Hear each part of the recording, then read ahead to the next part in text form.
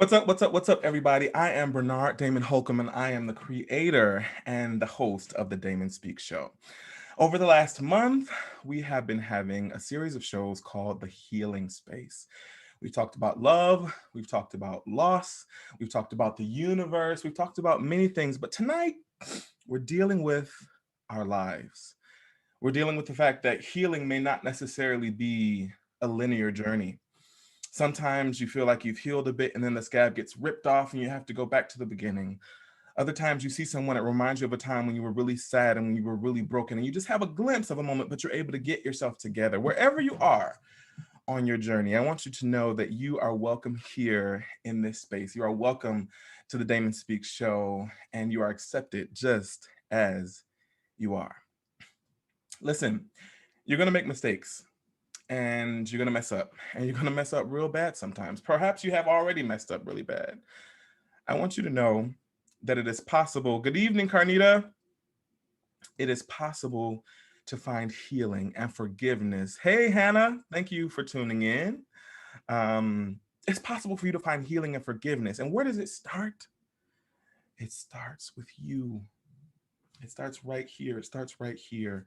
A lot of times we're looking for someone or something outside of us to fix us, someone or something outside of us to give us the healing that we need. But it starts with you. It starts with forgiveness of yourself. Tonight, we're going to talk about forgiving yourself. It's so easy to forgive other people that have done truly horrible things to you, but can you forgive yourself? Can you look at yourself in the mirror and say, I forgive you? And if you don't believe it, come back the next day and say, I forgive you. And if you don't believe it, come back the next day and say, I forgive you until you believe it. We're going to have a great show tonight. We are drinking. I have a little honey jack on the rocks. I'm sure the internet will tell you what she's drinking because we're getting into the real shit tonight. If you have minors that are listening or that are looking, I'm going to let you know that we're going to be doing some cursing tonight, a lot of cursing, and there will be alcohol. Just to get that out of the way. If you're a new viewer or old viewer, let us know where you are tuning in from. Continue to say hello. We want to interact with you. If you have questions, if you have a situation that you want to hear us talk about, please just put it there in the comments. All right. Well, without further ado, I would like to bring Miss Antoinette Motley onto the Damon Speaks show. Antoinette.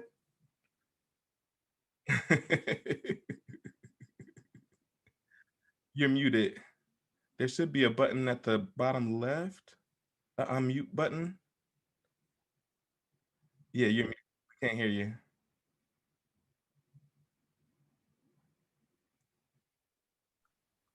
There you go. Bam! Bam! What's that? Okay.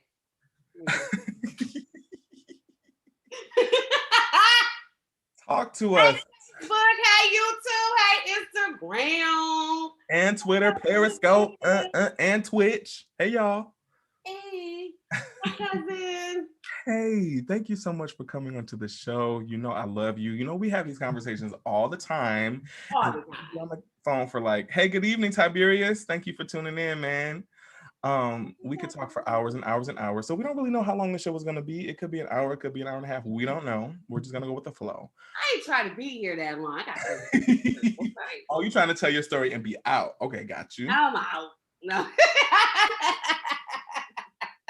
Hey, Carnita, thank you for joining. Yes. So tell the people that don't know you a little bit about yourself. I'm like, hey, back. Hey, Carnita, thank you for tuning in from East Point. Hey, okay. Oh, listen, we had this discussion, okay? So let's see. All right. Grew up in Detroit, Michigan, off Dexter and Elmhurst. West Side. Baby, in the hood. Graduated from Central High School, went to Wayne State University, but pretty much just grew up in the hood, everyday girl. But I was very sheltered. So my mama did shelter me. So I was one of those kids that couldn't go off the porch if I went anywhere. I had two twin brothers, Anthony and Antonio Motley. They were pretty known in our neighborhood as the Motley twins. From the Boys and Girls Club off of Collingwood. Shout out to the Boys and Girls Club from Collingwood. But I was very sheltered. So even though I did have the everyday experience of that community, but I'm still very sheltered in that area. But yeah, I hear went you. to Wayne State, graduated, wanted to be an elementary educator until I did my student teaching, then worked at Detroit Edison Public Schools, and I was like, fuck that. I ain't doing that shit. These motherfucking kids crazy and they mamas. No. Okay, that's real. That's real. It is though, but like I'm like a Jamaican. I always say that I'm a Jamaican and everything. Like I was a branch manager at Charter One Bank. You know, I've worked at a consulting agency, developed curriculum for Detroit Public Schools. Come on. Certified with the state of Michigan to tutor, also tutor adoptive families, children who are ADHD, ADD, and Mhm. EI, emotional impairment. So I tutor also, but I haven't tutored in a while. But now I'm a nanny. So I'm a nanny. I worked at Kinder Care. I was a lead teacher there. I was a health and safety inspector, third in charge. Got sick, got very ill and sick. And my doctor was just like, that is not the place you need to be. I don't share too much about like what my illness is. I just don't because I don't want that to be who I am. And I don't want people to know like that's a part of my life. Like, no, I'm good, you know. Um, but yeah, nanny, and I also started a little nanny business. It's not like etched in stone, but I do place other people with families. That just fell into my lap. Thank you, Lord. Praise to Jesus. But I'm also a co-owner of 41 Boutique. We're rebranding. Uh, Me and my niece, yes. I know she's Shout gonna out be to like, Lavina. nothing now because we're still in the works of it. But we have an online hair extension. This is the hair I'm wearing now, boo. Yes. Do you have if you Uh, have ink or we'll something? put it out there. And and that's the other thing. Like I'm writing a book. It's exotica. It's like raunchy. And I'm so afraid to put it out there because I'm always focused on what other people may think. Like if they read this book, they're gonna be like, oh girl, that's you. You out there like that? Like, no. But yeah. No, I'm just playing. But yeah, so anyway, that's me. Like I'm here and I'm living life. I thank God, for where I am. And it feels so good to just be so transparent and be so honest and be so authentic. And people actually gravitate towards that. So that's what I'm here for tonight to let people know like, be your true self, be authentic, be who you are, and people gravitate towards that. At the same time, we still have to have boundaries within Okay. that, right? Okay. Kevin Clark says Antoinette Motley is amazing. Hey, cousin, that's my cousin from Memphis. I love you, cousin. Hey, Kevin. What's up, Kevin? Thank you for tuning in. Rhonda Strong Haynes says you look beautiful. Baby. So I still call her Baby. Her name is Rhonda, but I still call that's my boo. I love Baby. Thank you, Baby. I love you. Carnita says, do it, queen. Hey, thank you, Carnita. Thank y'all, everybody. Okay, cousin, so let's get into it. Let's get into it. First, tell me what you sipping on tonight. Baby. So, I hope my daddy not watching. But anyway, I love you, daddy, if you're watching. But this is what I'm sipping on A tonight. Kettle One peach and orange blossom? Wait, That sounds amazing. Okay. That sounds amazing. Yeah. Okay, do it. All right. Honey Jack, peach and orange blossom, we in it. Now, what I'd like to do with my guests is I bring up a few memes so that we can discuss how they make you feel. Okay. Okay. So let's start with this first meme. Just do nothing, it is impossible. Or just do it, nothing is impossible. What does this make you think of? How does it make you feel? Well, first of all, it's so sad. I don't know how to blow this bitch up. Like I said, had your kids, had your dogs, had your babies.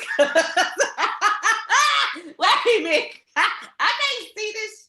Baby, we raw tonight. It says just do nothing, It is impossible. It's like two pictures on the side, and then in the end, it comes together and it says, "Just do it. Nothing is impossible." Just do it, and nothing is impossible. What Just about the do it. fear?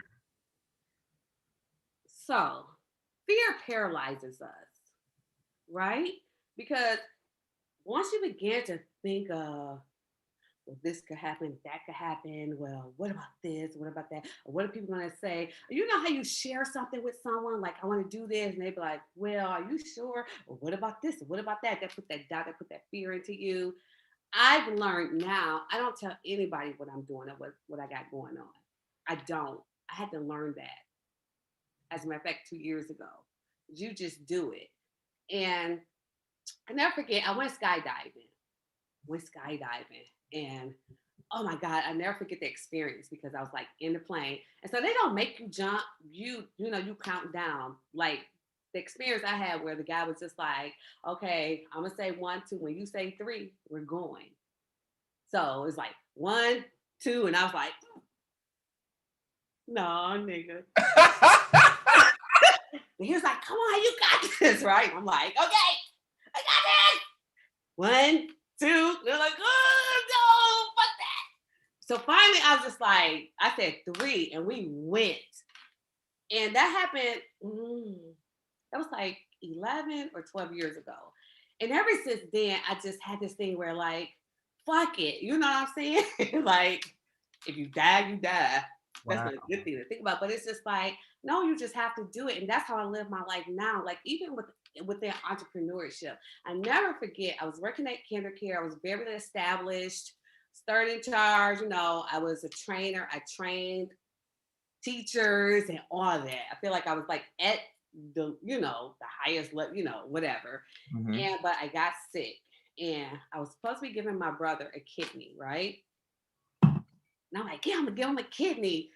The funny thing about that was, I never forget, like, I forgot who said it to me, just like, you can't give him a kidney as much as you drink, Mm, right? mm, Like, mm. your kidney shot. And I'm like, I'm healthy.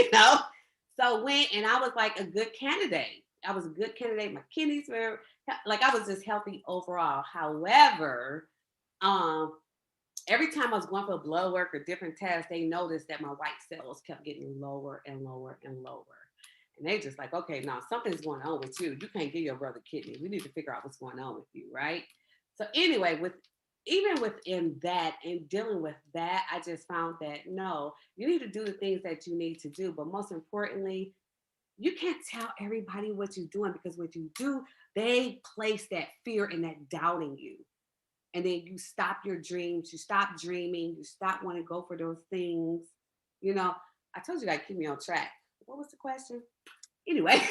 Listen, you summed it up perfectly. This first meme says, "Just do it. Nothing is impossible," and you literally jumped out of a plane. Okay. Yeah, it's like, I have a boutique going on, doing this hair, and once again, I work for myself. I employ myself. I don't work for nobody but Antoinette. Mm, mm. I'm gonna work for nobody but me. Okay. Let's move on to the next meme.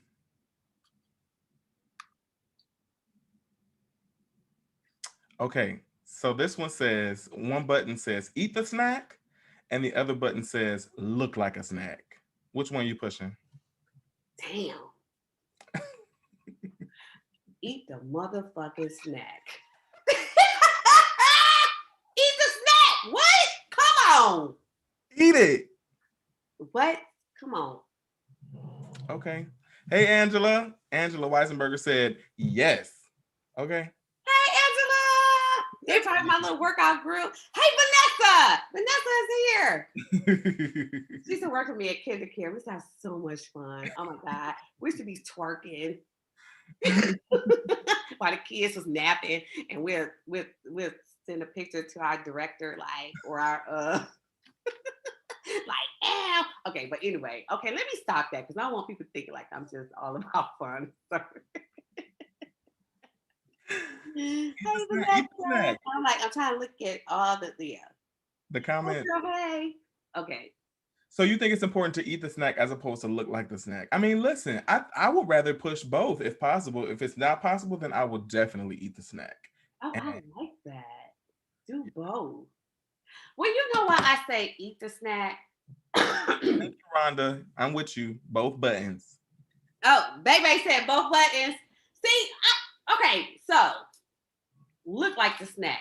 So how can I say this without? So I look like the snack Baby, already. I mean, you know what I'm oh saying? no. Like And I'm short, I'm thick, booty, hip. You know what I'm saying? I look like the snack. But then, like once people see that, they're like, oh yeah, I want that. But you don't really get a chance to know me. You know what I'm saying? So once you eat the snack or eat me, not wait,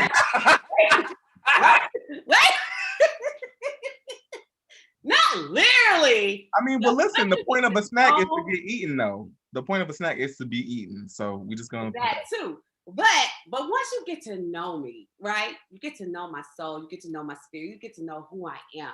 Because I'm so childlike. Like a lot of people be like, oh my God, you just so chipper, you're just like a child, you're like a kid. And I'm like, yeah, I am, because that's just me. I love life. But I would rather you, I don't know other way to put it, but eat me or get to know me. Okay, Get yeah. to know who I am. Like yes, the visual, yes, you're gonna be like, oh yeah.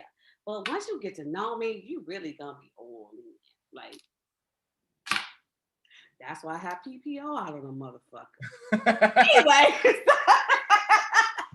All right, there we go. We got it. We're gonna eat the snack as opposed to looking at the snack, yeah, but we would rather press both buttons. Very good. Because I'm a I like snack, that. Press both but I will buttons. also eat the Okay. snacks. Very good. And there's a spectrum. Like there are people that like skinny people, muscular people, thick bottoms, big boobs, small boobs. Like it's all over the place. So the most important part, baby, is to be into you and know what you have to offer and not accept anything less. Very good. Right? Very good. We're gonna move on to this next meme. Amen. What's this next? It Lord says, Jesus. when there is no enemy within, the enemies outside cannot hurt you. I'm done. Bye.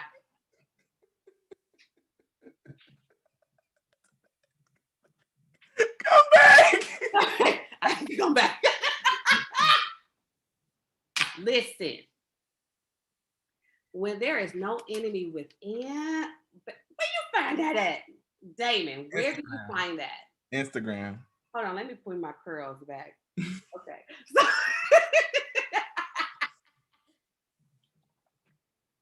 just had to read it again. When there is no enemy within, the enemies outside cannot hurt you. So listen. So listen. That's what I was telling you. Like when you turn 50, You said what? When you turn what? 50. I know. Are you I, 50? I still can't believe I'm 50. I swear Are to you. you 50 fucking years old? No, I'm really 30. Come on, be the epitome of black don't crack. But you know what? That was something Hey Remy. I learned so many lessons last year. In the way I think about it, I just think like it's impossible to learn so many lessons in 1 year. When I felt like I should have learned a lot of those lessons throughout my years. But I don't, last year was so pivotal for me. And that was something that I had to learn, not just with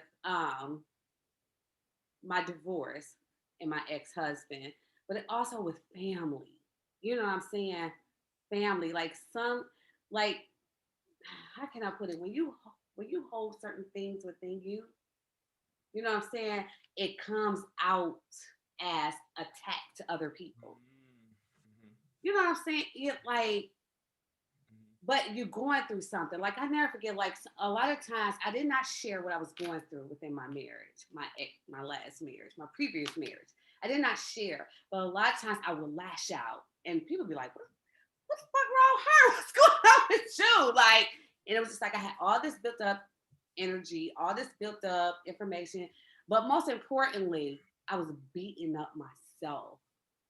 I was my worst enemy. Okay. But once I dealt with that within myself, I was able to not carry that in relationships or forgiveness or reaching out to people and saying, hey, what's going on? I heard this, I heard that. So, what was the question again? There's Yeah. definitely So some. when you deal with what's inside of you, when you deal with all that hurt inside of you and all that shame, all that guilt, because we hold that in so much. And I did that because there was a lot of things I've done in my past that I was not proud of. And a lot of people don't know about, and they don't need to know about, right? But but I felt that, and that's what made me choose the relationships I had, or that's what made me allow people to treat me the way they fucking treated me. Which I'm getting angry now, but but once I learned to deal with what I was dealing with inside me and forgive myself and let that go, and I wasn't able to do that until last year. And therapy helped me. Not just therapy, it was a lot of things. But I know we're gonna get into that, right? But it No. was more than just therapy that helped me get through that. Yeah. Well, let's start there then. Let's start there. What played a role in you finding healing for yourself? Was it therapy? Were you afraid to go to therapy because you were afraid of what people may think and if they would think you were crazy? Or were you told things as a kid like black people don't do therapy? You better go to church and get in the prayer line. Like, what was it for you? Well, no, I did therapy after my mother passed away. 2 years after Mama had passed away, because I dealt with guilt, that hard love, and I never forget it. I got it from a family member. It was just like, no, you need to give her hard love. You need to tell her because Mama passed away from. She was an alcoholic, so she passed away from cirrhosis of the liver, alcoholism, and we were told, me and my brothers, we were told to give her tough love, which like give her an ultimatum. It's either us or the alcohol, right? So me and my brothers, we go over there where she was at. It was like, it's either this or it's that. It's either us or the alcohol. So of course she was pissed and she cussed us the fuck out because she was drunk too. Like, I don't give a fuck y'all. I'm choosing my So alcohol. we left, but then 2 weeks later, my mother was on life support. 2 weeks later. And all I could think of was that my mother heard from me that I'm not dealing with you no more unless you give up alcohol. Those was my last words to my mother. So I dealt with, oh man, I went to therapy for it. And within that, a lot of other things showed up within therapy, not just that, right? So, but I will say what began my journey to really healing, because I felt like I had been doing the work over the years, right? Because I love Oprah, I love Iyanla Vanzant, even though people be like, eh. But a lot of the tools, a lot of things that they said and the tools that they would give you, I feel like, oh, it's helping me on my journey. And because I was moving upward within my journey or my trajectory of healing and figuring out what my passion was and who I was as a person. But I was still I would always backtrack or sometimes I would stay and be stagnant. Um, but I would say it really all happened when I decided to leave my marriage. And I just have to be honest about that because, not to say anything negative or bad about him because it takes two. It takes two. A lot of times people will be like, oh, well, he did this, he did that, or she did this, she did that. But a lot of times both play a part. So I know I play a huge part in the breakdown of my marriage. I did because I wasn't prepared. I wasn't ready. What was your part? What was your part? Because a lot of people are gonna lean heavy on that. Fuck that nigga. He wasn't shit. He did this. He did that. But what did you do? What was your part? Honestly, I feel like so we both were broken. We were familiar spirits.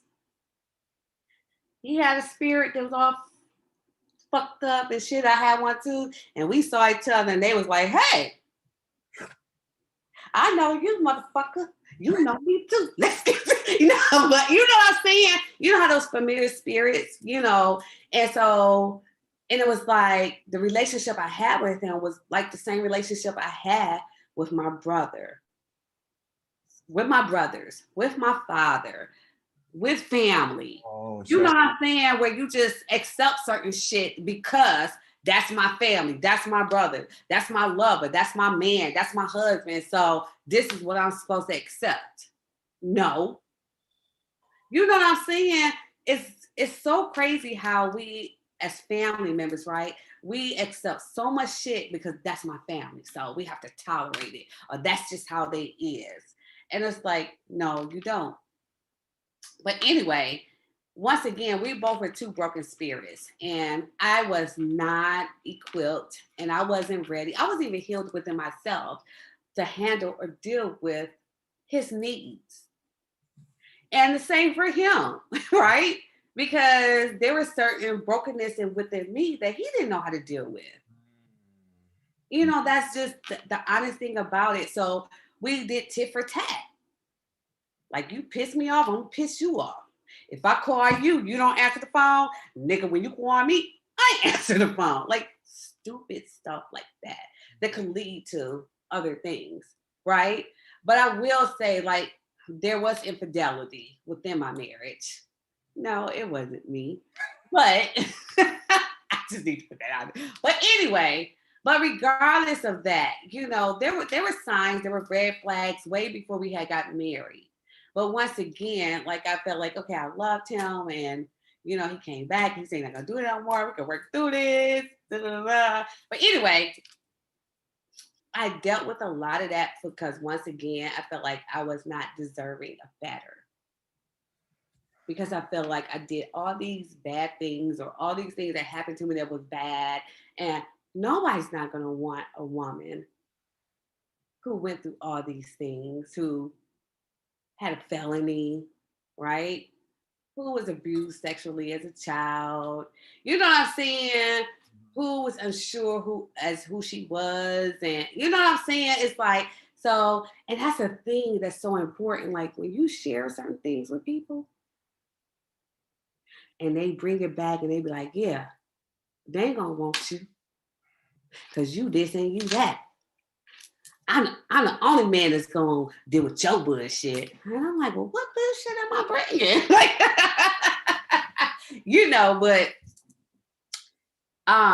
but I will say, like, what I brought, my part in it was that, like, I did tolerate and I did allow us a lot of things, but at the same time, I still played those tit for tat games. Like, okay, you hurt me, I'm gonna hurt you. You say this, I'm gonna say that. Because that's what I did growing up. Even with my brothers, me and my brothers used to fight, do crazy shit to each other. You know what I'm saying? And that was the therapist had brought to me. Because I remember I was saying to her, like, the one thing that I had a hard time with was why, because I come off as this strong woman, right? When people see me, they see this strong. Antoinette's strong. She got her shit together. She always looking good. She driving good. She dressing good. And, and for me, that was an embarrassment. Like, and I didn't share it. Like, no one knew what I was going through. Only people who were very, very close to me, and it was an embarrassment. Like, why did I allow that? And one thing she said to me, well, because it's familiar. You allowed it. It was allowed in your life, all your life. I was telling her about, like my relationship with my brothers, with my dad, with my cousins, even with friends, like close girlfriends. That's not normal. We should have boundaries and we should respect each other. And you have to, like, sometimes you don't want to have those hard discussions with people, but sometimes you should. We talked about that, right? Imperative. Family. Imperative. Right. Okay, so let me go here. Go there, baby. I feel like we live in a tit for tat culture. Why haven't you responded to my text message? All right, now I'm gonna wait 2 hours to respond to your text message. Oh, why you didn't call me for 2 days? Okay, bitch, I don't have to talk to you for 30 days. You going on snooze. So how do we get to actual real intimate vulnerable relationships when we're constantly playing tit for tat? And what it goes back to is the hurt that we haven't dealt with. So whenever someone pricks, they don't just have to do something small. Now they prick that thing, then the floodgates of resentment and hate and sorrow are open on somebody that may not even be deserving Right. I just want to give some people some shout outs. Come on, shout out. So, Baby, that's Rhonda. I still call her Baby. She like, love yourself and know your truth. You will have thick skin. That is so true. Know yourself. And that's the one thing about me. I'm such a people pleaser. Mm. And that's something I'm still working on to this day and learn how to say no without feeling other than, hey Mita on here. Hey Ramita. She say, hey. Let that shit out, she said. Oh, Beck said, loving your transparency is everything, sis. That's me. That's all I know to be transparent. But anyway, this tit for tat, you know what? I'm just going to say this. Say it, please. I'm going to say it. But even within like my family, like close cousins, we go through that. Like, I see you been on Facebook. I see you on Instagram. Why you ain't like my stuff? Why you ain't saying it's just like, and that's my thing. Like, I have over 37,000 friends. Why? I don't know, but I do. But a lot of times I don't like, I think it's like based on who posts the most. Right, because I be posting a lot, and people from my past have been reaching out like, hey, I just saw your post, because I'm posting 5 times a day. Right, but if you don't post a lot and I don't see your stuff, and most of the time when I go on Facebook, like I just go on for a few minutes, because I usually just post my shit, and I'll look, and I'm out. But a lot of times people feel like, oh, you didn't like my post, you didn't remark on my post, you ain't say nothing. It's just like, well, first of all, I didn't see it. If I saw it, I would have liked it or loved. But even that's a thing too. Whether you like or love it, whether you have a like or the heart. Like, what is that about?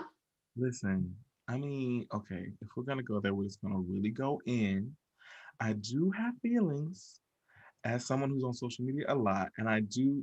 Do I want to go here? Yes, okay, I do. Very good. Where? I don't, but this is the thing. But I do have feelings. I'd be looking at the loved list, and then I look at the liked list, and I'm like, why didn't you love it? And I think that's the part of the crazy shit with social media. That's how we're bred in society today, which also feeds into that tit for tat shit. Right. Angela put damn algorithms. It's hard to figure them out. They're constantly changing. Yeah, so and a lot like I just be like, I be trying to like, but I'm not gonna be on there like that all the time. Like, I just don't. I go in there, I post my little stuff, and I'm out. Like, I be getting a lot of messages in Messenger. I don't answer because it's just so many, and I'm just like, I ain't got time to be answering everybody. I try to, but right now I am focused on business, honey. Like, I ain't got time for that other bullshit. Like, I'm focused on business. I got a lot going on. Like, okay, very good. Now, if you're just tuning, also I want to mention, like, if you've sent me a message in the last 5 days and I haven't responded, please charge it to my head and not my heart. It doesn't mean that I hate you, that I don't want to respond, but I do have a backlog of messages. You're busy. I'm busy. I'm doing the things. If you're just tuning in, this is the Damon Speaks Show, and tonight we're talking about lifelong healing with Antoinette Motley. She's the fire. We're talking about marriage, divorce, love, forgiving others. We were just talking about tit for tat. So, Net, in your next relationship, do you feel like you will be able to not do that tit for tat shit? Yes, because I am an energy person, but even if I am an energy person, so I feel like if my energy is not matching yours, or if I feel like you're not, what's the word I'm looking for? No, but if your energy is not matching mine, I'm not just gonna even fuck with you. I'm not. I'm just gonna keep it real. I'm not fucking with you. I'm not checking for you.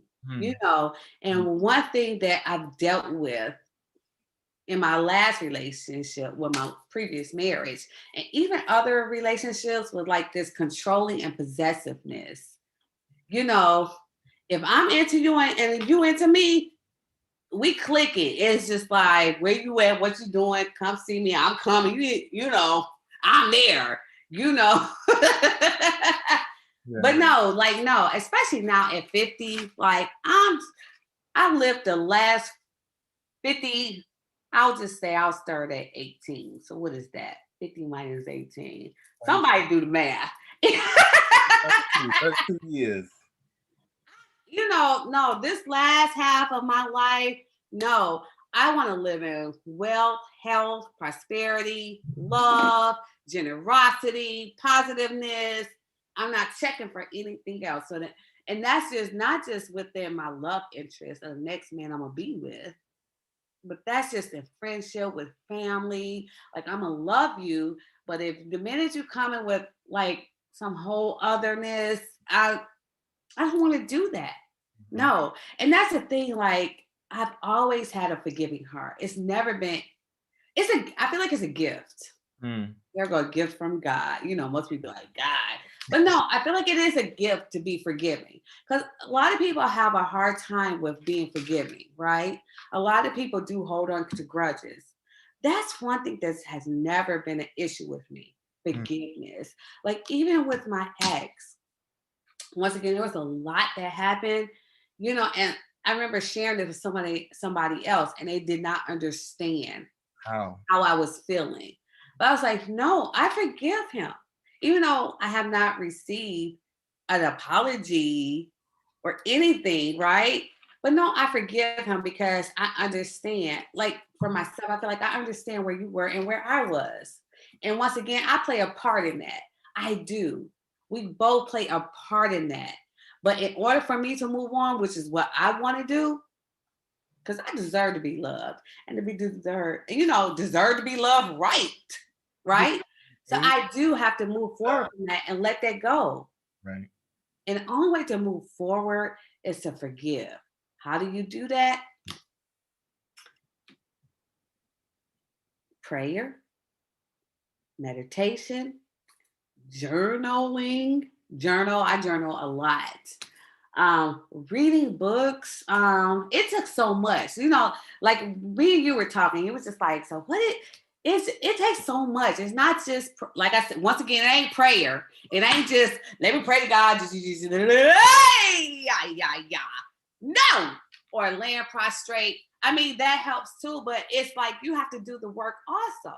No, Mm-hmm. get off your butt and you find resources and you find things to help you to move forward. Mm-hmm. For me, it was exercise, Mm. eating healthy, get my mental state together, getting my health together, because all that plays a part. Like all that is intertwined within each other. Mm-hmm. Talking to family, talking to friends. And once again, like meditation, I'm like really into this meditation, especially movement meditation, because I'm a dancer, right? So I what is love movement movement. meditation? Yeah. What is movement meditation? What is movement meditation? So, why you ask me that? Well, I'll say we were having a conversation and you were telling me about movement meditation. And I was like, oh, that sounds really cool. So, all it was for me, which you kind of explained to me, was I put on some music and I sat there and then allowed my body to just move however it wanted to move to the music. And it really felt like I was communicating with the universe. It's something about putting that physicality behind it that really fills me I feel up. like the picture is trance too, because that was the thing for me. Like not thinking about choreography or thinking about how your body is moving, but it's just like just moving and just feeling the music and it had it when I do movement meditation, it put me in such a trance where I exhaust myself, where then I began to sit and I just get calm and I just immediately just lay and no thought, nothing is in my head. It took a while for me to get that point. But I would really love people to try movement meditation. It is awesome. I love it. Mm, mm. Yeah. So, I want you to talk to the ladies. Oh wait, more people talk. Oh, tell me what they say. Oh, Charmaine put beautiful inside and out growth. That was Charmaine. Carnita said definitely exercise is my go-to healing besides prayer. Mm, Yeah, because it takes more than just one. I'm gonna say more than one or two things. Like for me, it was so many things that helped me to move within that healing space. But most importantly, it was therapy for me. Someone who didn't know me, and mm, someone who I didn't think about how I felt about what they said or what they brought to me. Because a lot of times she would say certain things to me, right? And I'd be like, the fuck? I wouldn't say it to her, but I'd be thinking like, the fuck she just say to me? Bitch, you don't know me. No. But it made me think like, yeah, like, but like I said, one of the most, I don't know if I said this already, but I'm probably all over the place. But one of the most important things was that I I was just sharing with her with so much, and we were talking, and she was just like, "Why you don't forgive yourself?" And I was like, "Oh." She was like, "You forgive everyone else for everything, but you're not forgiving yourself, and that's why you are dealing with what you're dealing with because you don't feel like you're worthy." And I was like, "No, yes, I do. I feel, as a black woman, that's our stance, right? As a black woman, no, I'm worthy. I'm queen. I'm queen. Like, but no, we don't forgive ourselves for even taking for dealing with the shit we deal with our mate, our husbands, or even past things we done, whether it was failures or anything. And I really had to deal with that because I never forget when I became a manager at a bank, which was so strange. And my grandmother on my dad's side, my grandma was so proud of me. And I was thinking like, I'm just a brand, that's just a manager of a bank or whatever. But I would never forget, like, she was just so proud of me, like, being a branch manager and I guess having this title, right? This title of leadership, this title, a title, right? And so I never forget, like, always chasing that. Like, oh, I have to have this title. Oh, I have to be this in people's eyes. And I did that to my daughter because, as bright as she went to U of M, academic scholarship, right? Academic, and I'm like, you gonna be a doctor, you gonna be, you ain't fucking around no dumb shit. But anyway, so, but it was just this title, like she had to have this title or whatever, and now I'm like all over the place, but like it Please makes me go think with about the flow. even now, like Mhm. where I'm at. And when it's so funny because when I tell people like, oh, I'm a nanny, I never forget when I told my dad, like, yeah, no, I don't work for kindergarten no more. I'm a nanny now. He like, oh, well, how much you make? And I'm like, I get paid pretty good. Like I should have been doing this years fucking go. But most important is like I work for myself, entrepreneurship, but not just that, like I'm actually placing in other people. But anyway, that's another story. Shit. What was the question? I didn't drinking too So we talked about the title and having to have the title. And sometimes I believe that we put so much importance on the title. I'm the branch manager of this. I'm this. And so we start to place our self worth in that title. We start to place our self worth in what people think about that title. And so we leave ourselves as we are, as our beautiful, wonderful, flawed selves, and we place ourselves in a title that can never hold, that was never built to contain the entirety of us. And then we wonder why we're so depressed and we're so anxious and so many things is because we're living up to a fucking standard that does not exist and was never meant for us to live by. exactly. So who are you living for? Who are you living for? And but once again, like for myself, like like I've always kind of been myself. I ain't gonna say, yeah, kinda. I am myself, but at the same time, I always feel like, okay, well, I have to have it together. I have to be like this, I have to be like that. And that I feel like healing take a place in that because once you begin to heal within yourself, when you begin to healing within yourself, you become comfortable with yourself. You're okay with who you are. You're okay with what you've been through because it's not you. What you did is not who you are. It's just something that you went through and that was your past. And that's what I hate when people are judgmental like that and they judge people. And it's just like, you probably did worse shit, but you ain't telling nobody. You know, people are good at judging people or talking about people about they shit that they didn't do. But what you done did, you don't want to tell that. You Mhm. know, Lavina, my niece, she always get on me. She be like, Auntie, you ain't gotta tell everybody everything. And I'm like, I know, niece, I know. But I be like, fuck that. Because if you don't fuck with me, I don't fuck with you. Like, this is who I am. That was my past. That's, some of the things that I've done. This is who I am now. And this is what makes me who I am now. And now I know, I always call it my superpower. I have a superpower. And I know my superpower is my positive energy. And my positive energy comes from me loving myself, forgiving myself, and being forgiving of others. Like, I don't judge people. I ain't gonna lie. I will talk about your ass. But I'm not gonna judge you.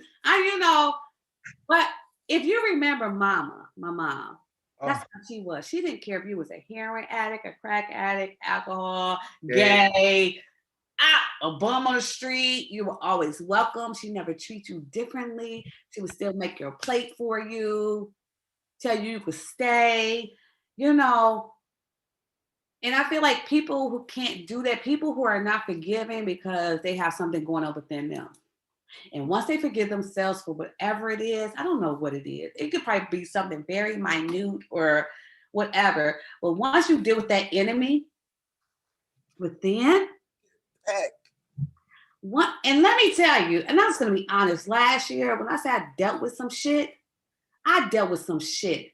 And once I began to, of course, forgive others, but begin to forgive myself and release that stuff, and it's not me no more. When I say the universe opened up to me, baby, I don't want to say too much, but all I'm gonna say is I'm good over here.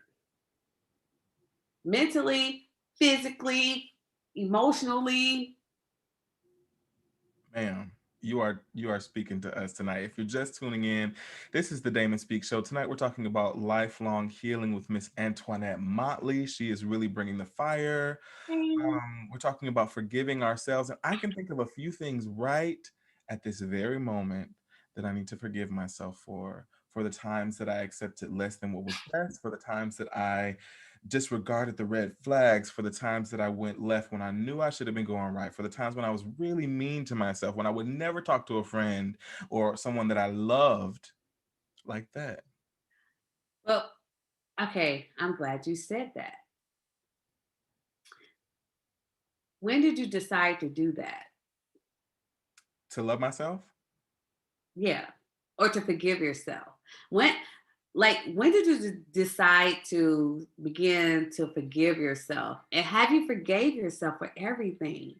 Oh, come on, let's get into it then. Let's dig in. Just stop. Um, Somebody calling me. Hey dog. I really decided in this moment to forgive myself. In this very moment on the Damon Speak show, speaking with you. I've decided it before, but I think this is also a part of my point that healing isn't a linear journey. Sometimes you have to forgive yourself and decide to forgive yourself over and over again because different things come up, or you thought that you forgave something, but then you find a little bit of it in a crevice of your heart. Right. And so I'm making a recommitment to forgiving myself because when I just put up that when there is no enemy within, the enemies on the outside cannot hurt you, that stuck with me. The only reason why I'm so bothered and so affected by others and what they think and what I perceive they're doing or not doing is because the enemy within is fucking me up every time. But if I were at peace within myself, or Yes. as close to peace as I could get, I'll be, like, oh, okay, cool. Because I know at the end of the day, Yes. ooh, I got me. At the end of Mita said yes. Mita said yes. the yeah. Carnita Yes. says, I am trying and struggling to get there emotionally, mental, and physically. Trauma bond is so real. Trauma bond is so real. That's right, Carnita. It is. It is. And and once again, like I said, like I never forget. Like last year, ah, like I'm trying not to get emotional because a lot of time I still get emotional about it. Only because that I remember just being in that marriage. And I was unhappy for 4 years, 4 years.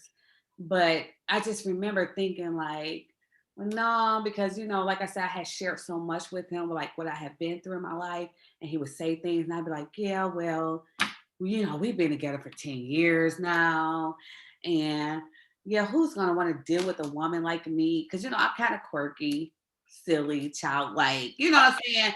I have a quirkiness about myself. And he would always throw it, I used to be like, yeah, and then it's 10 years. And it was 10 years. This is familiar. This is comfortable. It's not right. But, fuck it. It is what it is. But most importantly, it was embarrassment because I never forget, like, we were together for 4 years and I had left. Then he came back, and the same year I left him was the same year I married him.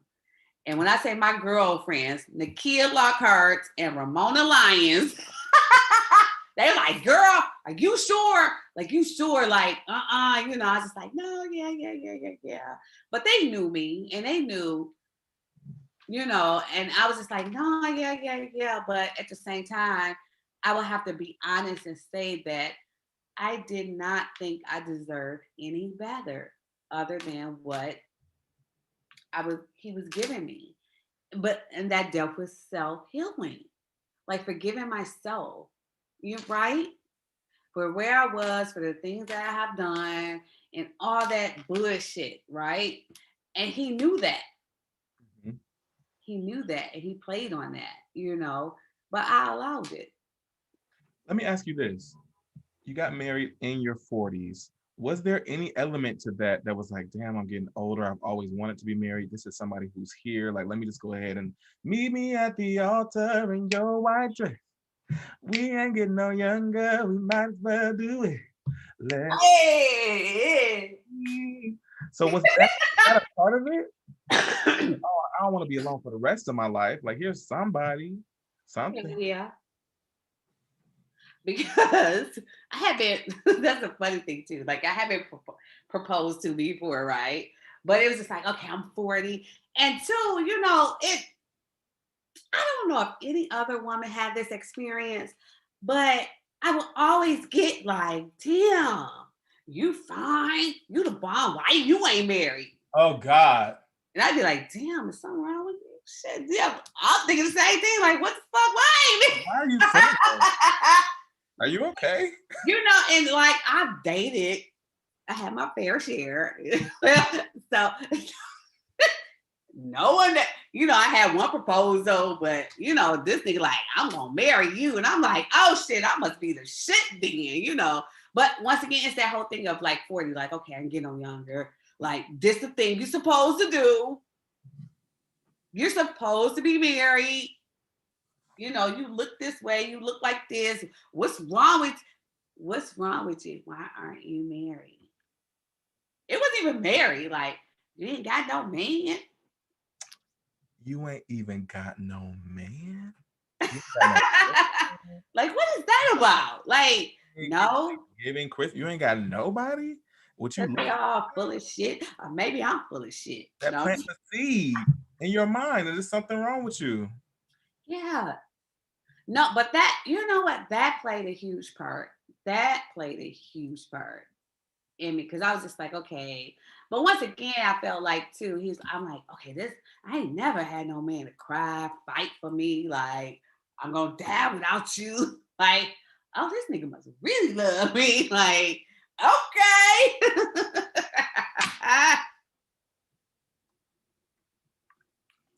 No, but there were like so many red flags. Tell me I'm now. being too transparent at this point. But no, it is what it is. But at the same time, I was just like, okay, I ain't getting no younger. Like, this the only nigga that's stepping up. Or well, honestly, too, he's the only man I had been with. Like, been with. So not say I was shut off, but I was just like, okay. But at the same time, he was a good person. He was very, in the beginning, he was very loving, very affectionate, very attentive at that point. And I do believe, people change. Even myself, I know I have began to change within the marriage. I would say that because I was all on this health kick, like eating healthier, working out, and just thinking positive and thinking about religion. What is religion?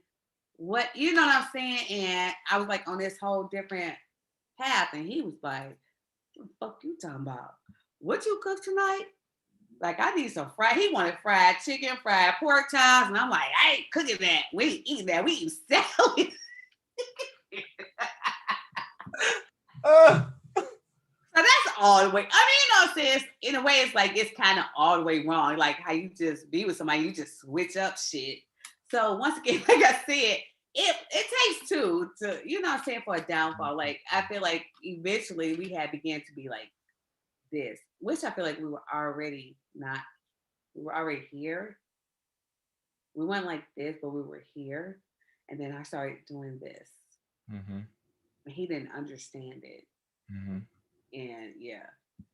So, what I want you to do right now is I want you to talk to the ladies and gentlemen that are in a situation that are seeing the red flags but cannot seem to have the energy or the wherewithal to separate and to walk away. What do you maybe wish that you had done? What words can you pour into them to maybe give them an idea that they'll be all right if they walk away? Let me say this. So I'm just gonna be honest. I mean, that's the only way to be, right? Can't sugarcoat shit. Wait, let me move my curls back. I keep taking them back. Yes. Oh, Okay, so listen, I had a red flag the first 3 weeks of being with this man. Like 3 weeks of us being together, and I decided to be intimate with him after 3 weeks. I know how some of y'all gave it up 2 days, 3 days earlier. 3 weeks ain't shit. But anyway, God. 3 weeks into dating. Like, we wouldn't even date, like a couple. We just, 3 weeks. Spent the night with him at his house. A bitch was at the door like, boom, boom, boom, boom, boom. Like, I know you got a bitch in there. Boom. Ah! And I was like, oh shit. Putting on my clothes. He like, no, don't leave the house. Go in the kitchen. So right there, I should already know who he was and what he was about. I don't think like you get the, and I'm talking to the women that's my age. You know what I'm saying? You get the red flags right away, right away, right? You get the flags right a fucking way. Like even now, like I would say, like so.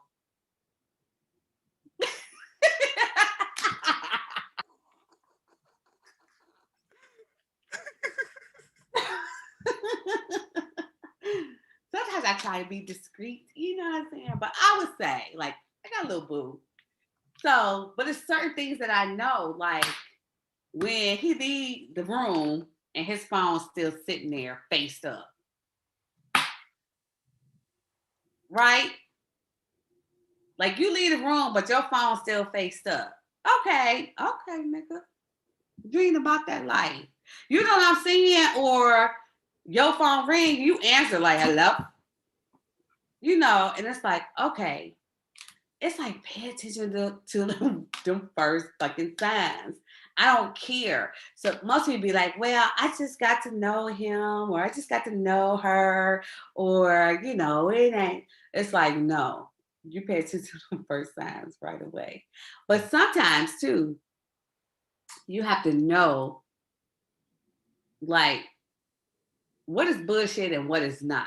Because for me, like, I am busy. When I say I'm busy, not only do I work a 9 to 5, right? But I'm trying to launch off all these different little businesses, and I got my grandbabies. Everybody know I love my tinkum booties. That's Amaya. That's what I call her. And Lim, his little badass. Well, he ain't bad. He's just fucking energetic. I listen. That nigga needs to sit down. Anyway, I gotta get mad when I call him nigga. But anyway, but I'm just about my business and about what I need to do. And I need someone to understand that and know that when I'm about my business, it's about me and my business, not about me being with other people. Because once you get to know me, I ain't I ain't no hoe. Never got down like that. People don't know that, especially when they look at you, like, how Facebook portrays you as a different person, right? Because they see you all dressed up and looking like this and looking like that. And they think certain things. Right? Yeah. But anyway, I didn't go to a whole nother. Well, this is the thing. I'm wondering what is an actionable step. Like, what is something that someone can do if they're seeing the red flags? Is it communication? Like, hey, you know what, yo, I know we just started seeing each other, but you left the room and your phone been down a couple of times. So I'm wondering, like, are you talking to other people? Or you don't even have Yeah. your phone's been down. You could just have the courage to say, hey, so where are we? Like, are you talking to other people? Like, what's happening? And you ain't got to be like, nigga, what the fuck is going on? Blah, blah, blah, blah, blah, blah, blah. That may not be the best thing. If that's your style, that's great. But you could simply just have a conversation and ask, what is the deal? Like, what's happening? No, put their ass on blast. Yes, you listen. No, you say something right then and there, and you should. Like, and that's the thing. Like, I feel like a lot of times people be afraid to like just be like, hey, but it's just like, no, go ahead and do that now. That's gonna save you heartbreak from 2 to 3 months from now.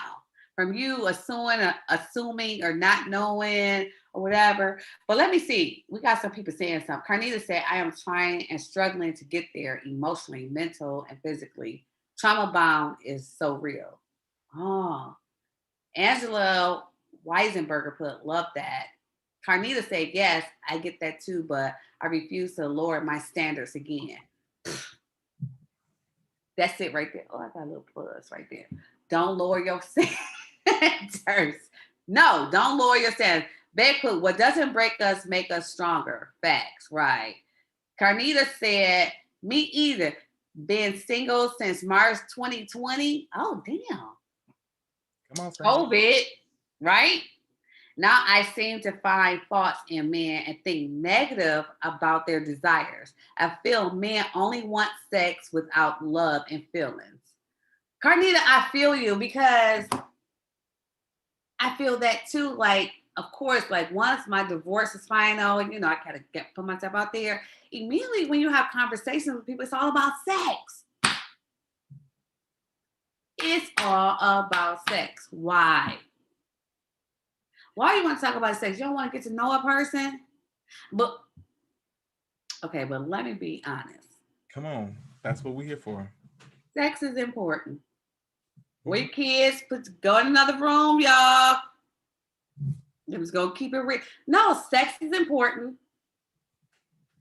Size is important. Dick size is important. And of course, coochie tightness is important. And wetness. I get that. But at the same time, it's like, you just don't come off the bat with that. Soon as somebody come at you about some old sex stuff right away, no. Especially if that's not what you're looking for. Mm-hmm. Just go ahead and go the other way. Just exit left. Mm-hmm.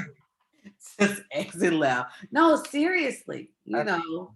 Absolutely.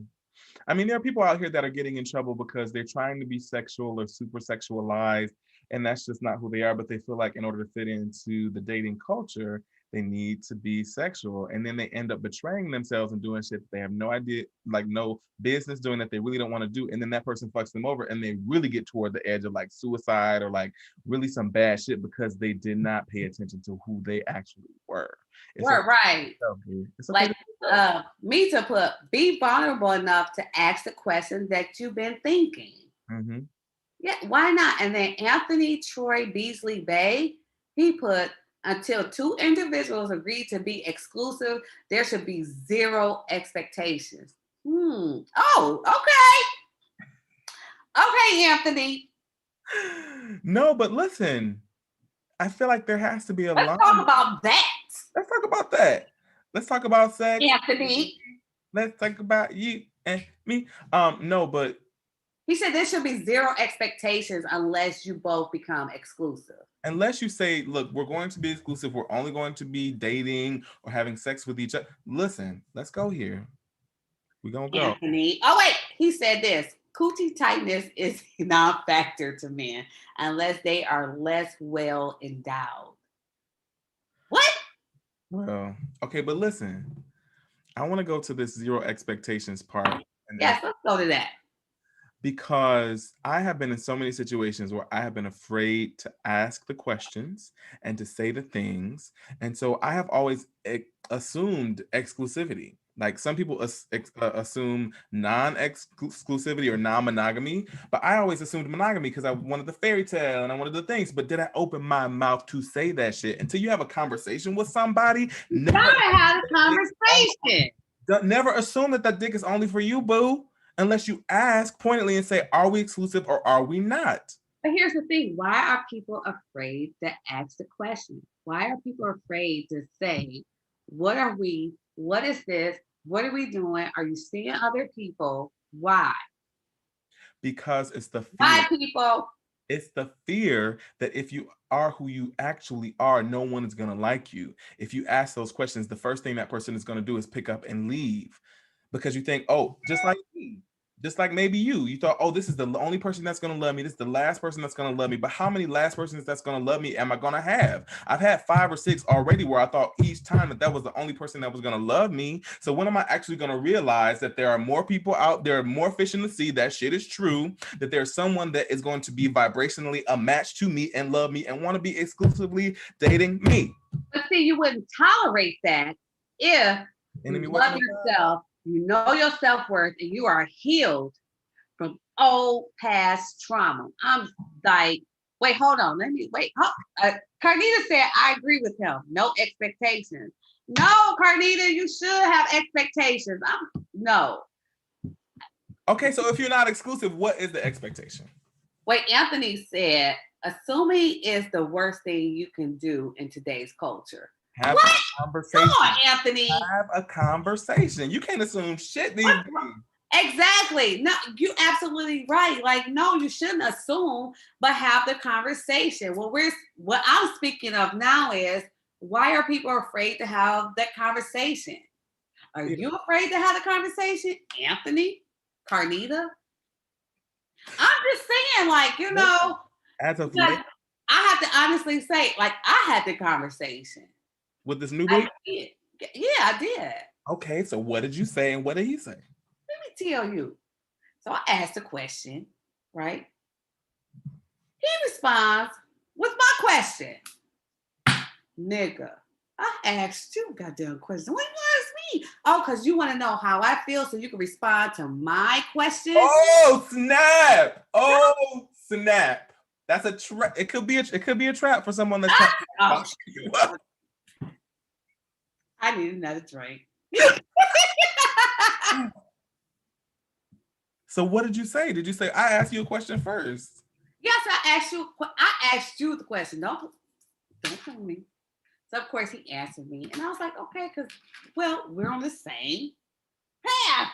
We're on the same wavelength. But I felt like it was important to say something, you know. And that's the thing. People are afraid to have those conversations, or okay, you know, like what is this? Like, what are we doing? Listen, it's the fear. It's you seeing other people? You know, and it's okay for you to ask me, are you seeing other people? I'm gonna say yes or no. Listen, that old stuff, that shit that you haven't healed will fuck you up every time.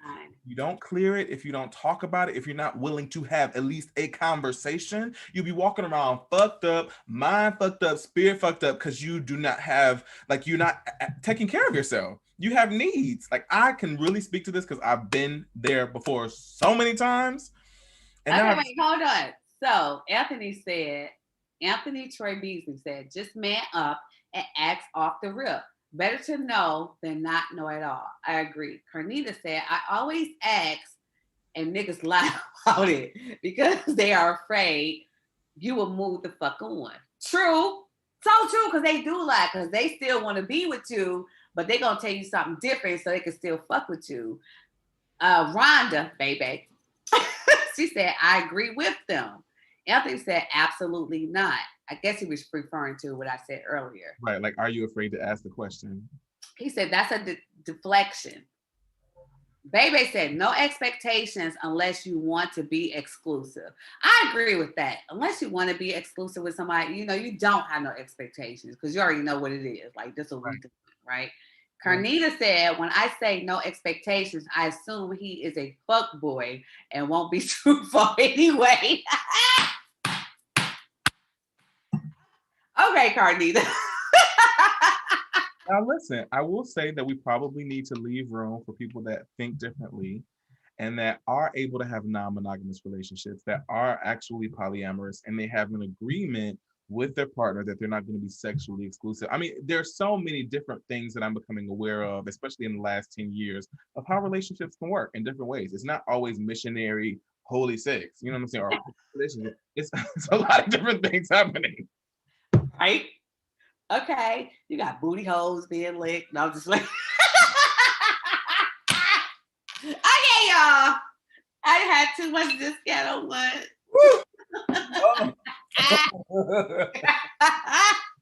We just keeping it real, okay? Just keeping it real tonight. If you just tuning in, listen, this is the Damon Speaks Show. We're here every Monday night at 8 p.m. YouTube.com/Bernard Damon Holcomb.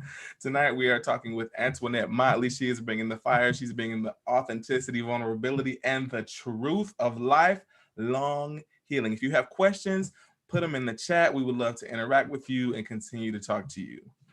So I want So Vanessa, she said, my fiance and I are very blunt with each other about anything and everything. And that's what makes our relationship strong. I love that. That's so true. You have to be blunt and honest, but within respect, right? Is there such thing as over communicating? I've never heard of that. Okay. Over communicating? You can't communicate too much. You can't go too far with asking your questions. Right. Having the real conversations.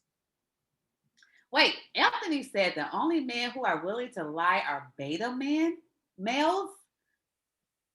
Beta males. Oh, real men, alpha males give it to you straight. Right. They're gonna say like, some more wine. Who are he talking about? Saying, alpha is like alpha and omega. Alpha is the beginning. Beta is anything under that. So that means they're not, operating in being like a real man or, taking charge as men are supposed to. But I don't like using the term real man, but a guy who's going to be straight up with you, just going to be like, listen, I'm not ready to be exclusive. Like you, they're going to tell you exactly how they feel about you, and then you get to decide whether you want to participate or not. The fuck boys truly are like, yeah, baby, we're exclusive. You know what I'm saying? Whatever, blah, blase, blase. But they out here fucking these other hoes. No, them fuck boys, they don't tell the truth. They still, nigga. What are you drinking? Let me not hold this water over. Water? Why you got water in your wine glass? I should have brought I drank that honey Jack so fast. I am feeling good.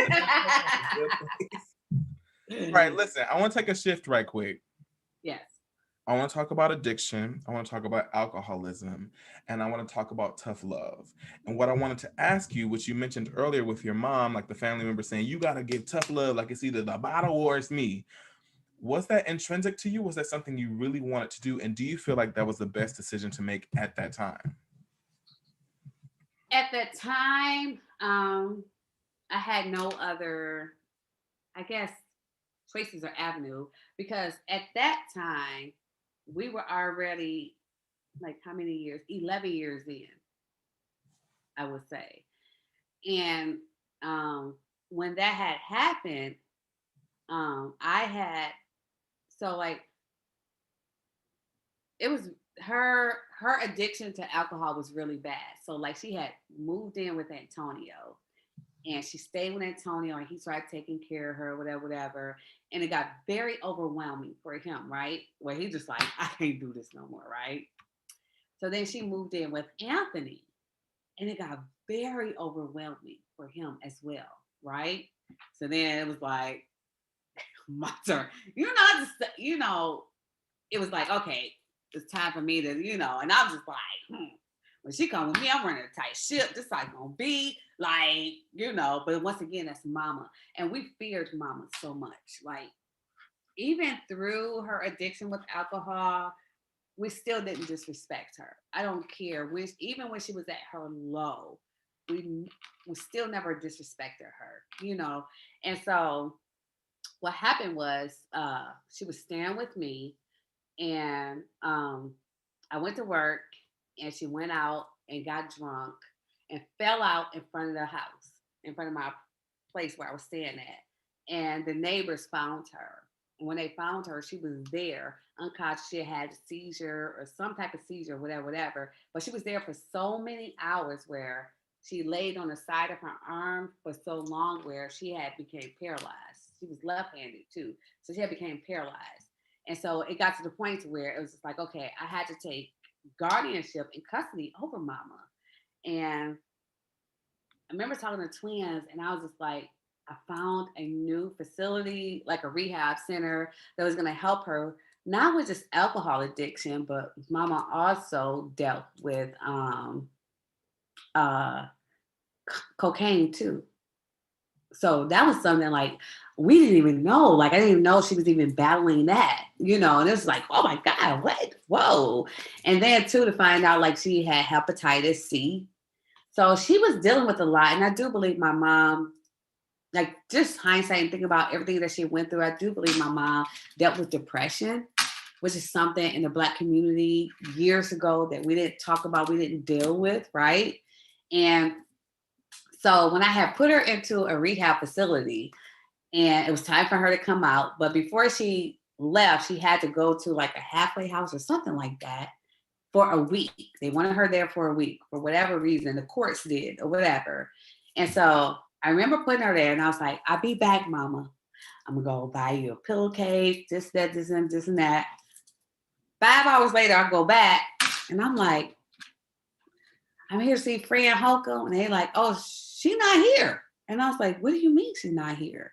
Like, I'm supposed to check her out. I have full custody of her. Like, nobody else, they didn't know, like, what happened to her, how she left.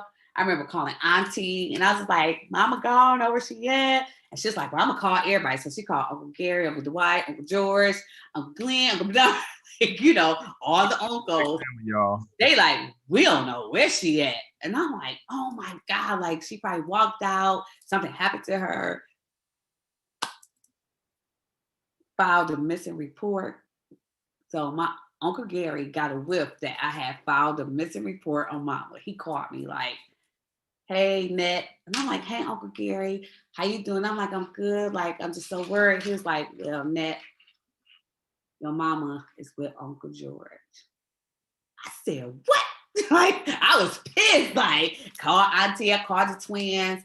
And so, you know, I had called my grandfather on my dad's side, you know, and I love him. And he always gave me like really wise counsel, good advice. You know, so he always gave me really good advice, whatever. And so, you know, he knew like what me and the twins had, you know, dealt with or battled with, like, you know, with mama with alcoholism for over 11 years. And he was like, well, maybe I just need to, he didn't say tough love, but he was just like, you know, maybe I just need to let her know, like, this is what's important. If this is important to you, then you're going to do this, you know. So we decided on our own, like, this, you know, I remember talking with the twins and we were just like, okay, we're going to go over to Uncle George's house. We're going to get her. Like, the plan was to go get her, but she was drunk, you know, she was just like, I'm y'all mama, fuck y'all, you know, I can't remember all the words, but I just remember we left Uncle George's house and was just like, okay, mama, like, okay. And I remember the words I said to her, like, okay, well, if you're going to continue to drink, then you can't see Ariana or me no more. And she was like, I don't care. I'm your mama. Who the hell, you know, she cussed me out, whatever. And I left, not thinking like, in 2 weeks, 3 weeks later, to get a call from my brother to say, Mama's at St. Joseph Hospital and she's on life support. And everybody is there, like the family is there. And all I could remember was like, you know what I'm saying? But within addiction, what I've learned, and too, that's why it's like, I'm not so judgmental because now thinking about it, my mom dealt with so much in her life and she was in a depression and she used alcohol to numb what she was going through, right? And we see that now with some of our family members, right? And so that's why, I don't judge and I don't make them feel bad for what they're doing. I just try to be there, talk to them, be there as best as I can without it really affecting me Hmm. emotionally. But Hmm. yeah. Hmm. I mean, I think that's a conversation that needs to be had in a lot of families and in a lot of spaces. The research shows that when you kick an alcoholic or someone that's dealing with addiction outside of the circle and you Ah, exercise that tough love, that causes them to go farther into the addiction or whatever's happening. But if you can find a space where you can say, listen, I love you, you're still invited here, I'm not going to buy you alcohol, but I will sit with you and I will talk with you and I will call you and I will answer your phone calls and let you know that you are loved. That provides much more of a space in which that they can actually grow and become something different. but not just addiction, even mental illness, right? Because, I feel like too, like I feel like some people are dealing with some mental illnesses, whether it's bipolar, schizophrenia, depression, and they have those outbursts or they have those things where they feel it other than and they hallucinate or they feel like someone is attacking them, whatever, whatever, whatever. And then we see that and we be like, oh no. And it's like, no, we shouldn't do that to them. Mhm, That's what they're feeling. That's where their space is. But don't alienate them. mhm, Don't exclude them out of things. Still continue to say, hey, no, I love you and you're welcome. mhm. I don't understand where you are, what you're going through, but I'm here as best as I can be. Yeah.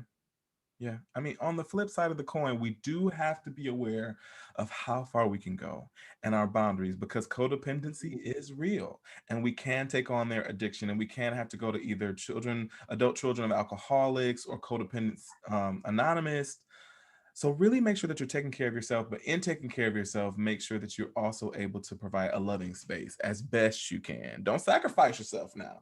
Do not sacrifice yourself, but provide a loving space as best you can. Don't push them out. What they saying, man? Right. Oh, somebody's saying, hold on. I have to scroll up or down. Oh, this is earlier though, but Carnita was saying because men are afraid to be vulnerable. I believe that. And women too. I was about to say that. Women have especially women who are brought up, right, in a predominantly female household, right? Where the woman is the dominant. That was me. That was my mom. She was the dominant. You know what I'm saying? But in ways I have seen that in myself, but I feel like I'm not as bad as most women, some of the things I hear, whatever. But that's all I knew was my mom to be the dominant. And she didn't show vulnerability. She didn't. She was always strong. You know what I'm saying? Mhm. And I remember telling Ariana, because I was so affectionate and loving with Ariana. Told her I love her. I was always kissing on her. I still tease her to this day. Like she would always kiss me on the lips before she went to bed until she turned 13. And I never forget when she stopped. I was just like, stop kissing, but I guess it's just like, ugh, whatever. But I was very affectionate and loving to her because I remember my mom never like kissed or hugged us or said, I love you. Not until I got older. I was like 16 and she started to doing it. And I was like, this is weird, like what's wrong with her? Wow. Okay, I need to pause for a second because I think you said something really important. Your mom was known for being open and loving to everyone, but with her own children, there was something that was blocking. There was something that was keeping her from actually being that way with you. And I think that's the same shit that be at work when we don't forgive ourselves. It's those people that are the closest to me. I'm a very nice person. I try to be, but those people that are closest to me get the real like fuck you or like whatever it may be. I don't know what it could be. Oh my God. Yes. Yes, Damon. Yes. Yeah, and that was the thing. And now that I look at it, like I think my mother wanted to prepare us. I don't know if it's preparation, but she wanted us to prepare us to be strong. And this is what the world is like. And this is what you're gonna face in life. Everybody's not gonna be loving and kind. So here, I'm gonna give this how it is. This is what I'm teaching you at home. So when you get out there in the streets or out here, you're gonna know what it is. And it's like, no, that don't help. It doesn't.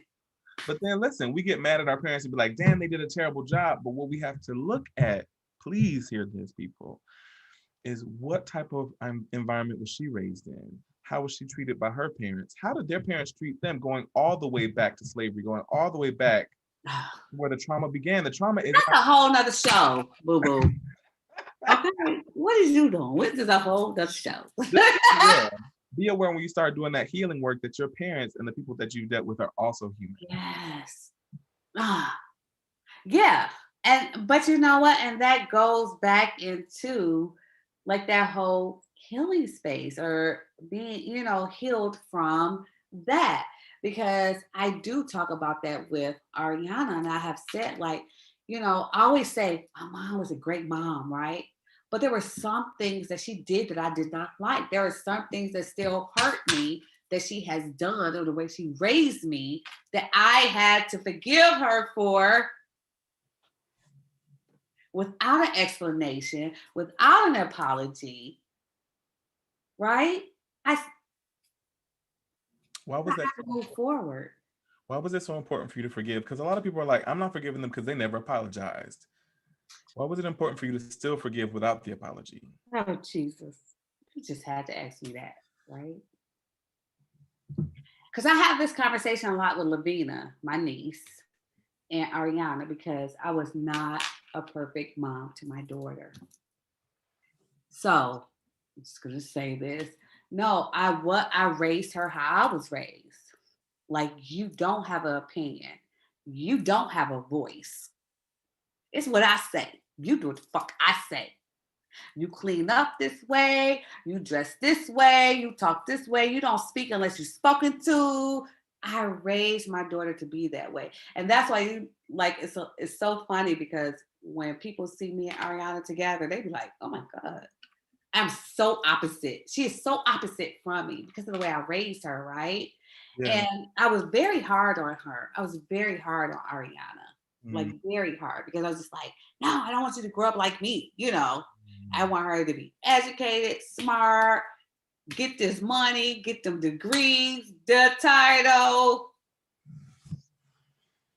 And so there were a lot of things that I did to her. Like, there were times like where I was so angry with her, I would punch her in the chest. Boom. Or I would sometimes like, you stupid. Like, what the fuck you doing? You stupid. Like, and it was not giving an excuse for it, but it was so wrong. But I never forget when she had when it's time for her to go to college. Well, actually, when she started applying for college. And I began to think, like, I remember, like, we would go to these little college, what you call it, tours or whatever. And she would be so passive. She wouldn't speak up. She would just be so like this. And I would be like, what the hell? You speak up. They asked you a question. But you know what? I did that to her. I made her silent. I broke her spirit. I broke my baby's spirit. And it took so many years for me to build her up. And of course, we had those conversations. And once again, that's something that I'm healing from. For forgiving myself for the way I raised her, because I only raised her the way I knew how. That helped me with the healing and forgiving my dad, because I did not have a relationship with my father until I was 40, I think 40 or 41, because, I felt like he abandoned me. I felt like he treated my mom like this. He did this. He said that. He said he was going to do this and he didn't. And I was just like, fuck him and all this bullshit. But then once I started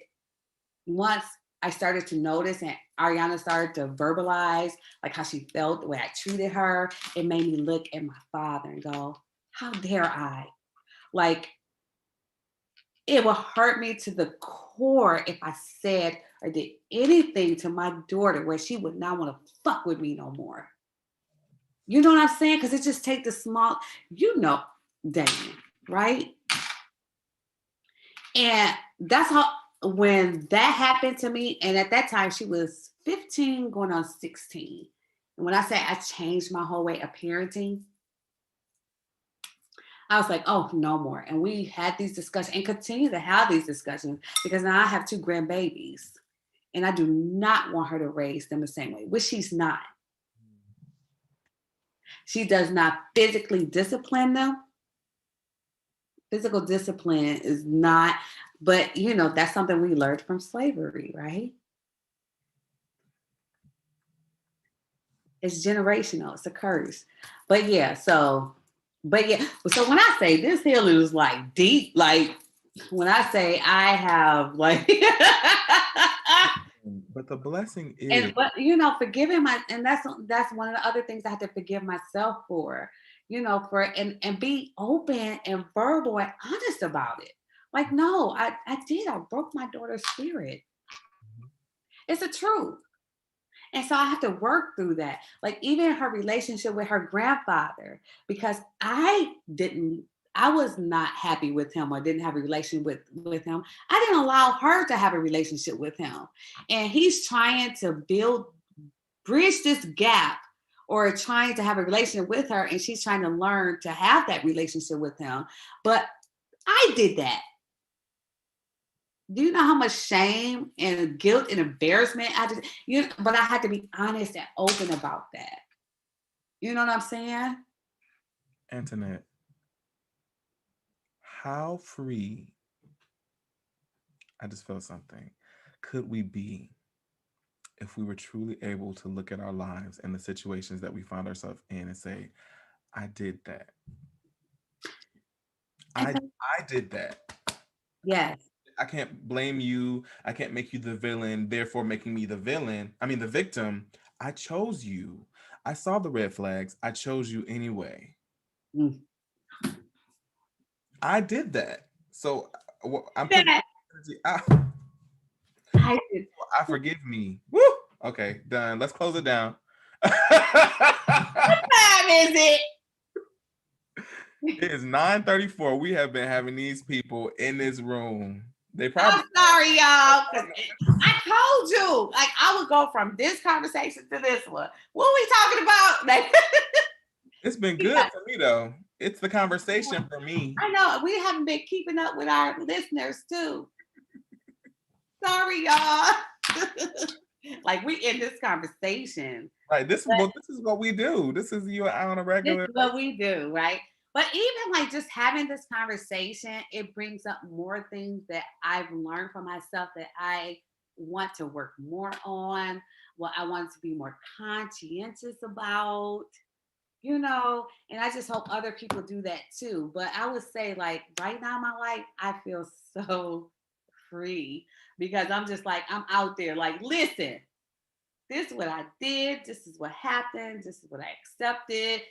This is going on in my life. And guess what? I moved away from that. I apologize. I listen, I'm all about rainbows and unicorns at this point. You don't keep nothing on your mind. No, I don't. Like, and at times like there is a relationship that I am looking forward to working on.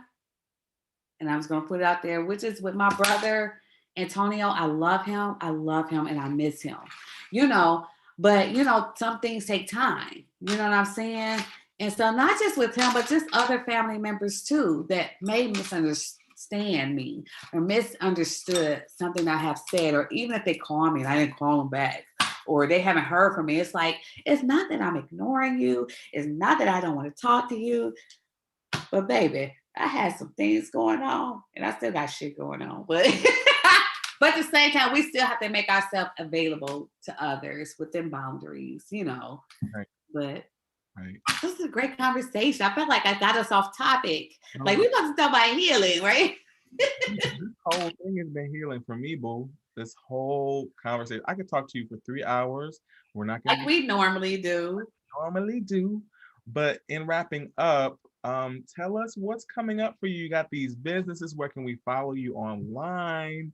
What's happening? I know, wait, so you know what? 41 Boutique is an online clothing boutique. I am well, me and my business partner, Pebble Scott, we have been talking about rebranding. So like making it like plus size, but you know, I take money to do this shit. So and I'm so for like I don't want to take like loans out and stuff like that. But anyway, but like, yes, with the hairline, everybody just stay tuned for so much more, especially this book. I'm so afraid to release it because I'm just like, once again, me, I'm so afraid like people gonna be like, girl, this how you get that. Nasty. Oh, it's just a book, it's embellished, you know. But you know, because then I have like this little workout group that I do. It's a private group. We all work out. We be banging it out. Carnita Brown is a part of that workout group, and Angela Weisenberger. So I'm just doing so. What to look forward next to is just All the things. everything. You know, I hate to sound like that, like I'm just all over the place, but No, I'm but not. you have a name. Yeah, just look forward to my book coming out. My business is flourishing. Clothing, hair. Can we follow you on Instagram? Like, what is your IG? Oh yeah, my IG is long. Oh my gosh. So it's I am Antoinette M. I am Antoinette M.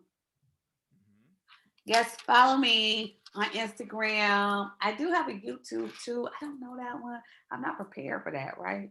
Okay, that's okay. They can find you on Instagram or Facebook at Or Antoine. Facebook. I be on Facebook and Instagram a lot, so you can follow me there. But hey, if you have any questions or you want to talk to me again, or if you want to see me on Damon Speaks again, Let you me know, know. send us some topics. Let us know what y'all want to talk about, baby.